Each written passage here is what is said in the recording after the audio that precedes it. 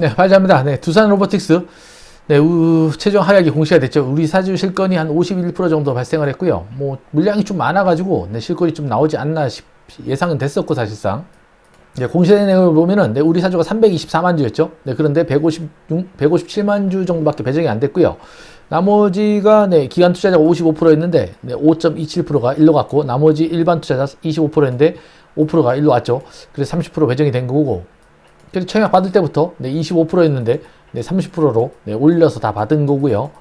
뭐 이 물량이 금액으로 따지면 한 800 몇십억 정도 되는데 직원들이 네, 200명 정도 됩니다. 네, 뭐 기간제 근로자 빼고 200명이 조금 안 되는 수준인데 그럼 1인당 4억을 조금 상회하는 금액을 받아야 되죠.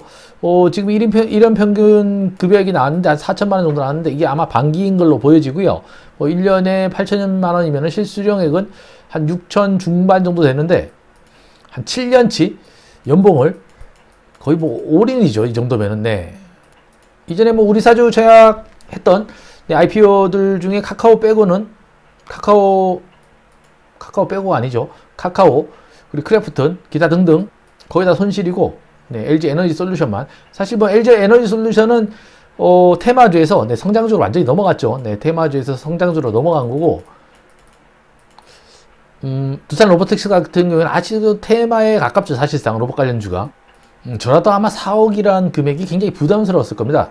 2억도 사실 부담스럽죠. 우리 사주 낙업 1년이 있기 때문에 1년 후에는 뭐 어떻게 될지 알 수 없는 상황이기 때문에 사실. 네, 전체 미하락은 네, 기간 40.57% 나왔고요. 네, 좀 올랐죠. 하락이 한 60% 가까이 됐고 증권 신고서에 나온 유통 가능 물량 1,600만 주보다 한 10% 정도 우리 사주 한 160만 주가 일로도 플러스가 된 거죠. 사실 176만 주 정도가 유통 가능 물량이 잡힌 거고 최종 대응을 정리해서 보면 어차피 총주식수는 동일하고요. 네, 1.7조 정도 되죠. 시가총액이. 우리 사주 실건이 51% 발생했고 기간 의무 보유가 한 60% 정도 나와가지고 네, 580만 주가 이 중에 네, 하락이 된 거고요. 유통 가능 주식수는 한 1,200만 주 정도 됩니다. 금액으로 따지면 3천억이고요. 상장일은 10월 5일이고 빨조비는 그래도 제법 높게 나오죠. 3.23. 네. 기간 하락이 많고 유통 가능 비율은 뭐 이 정도면은 뭐 양호한 편이라고 보여지고요. 뭐 10% 근처, 10% 언더도 사실 있었죠. 그런 종목들. 레인보우 로보틱스죠. 뭐 어쩔 수 없이 레인보우 로보틱스를 자꾸 보게 될 수밖에 없죠. 이게 대장주기 때문에 이 대장주를 누르고 지금 현재 3.2조 정도 되는데 고점 대비해서 한 30% 사실 빠진 거고요. 현재 PER 기준으로 네, 277배 이렇게 나오네요. 네.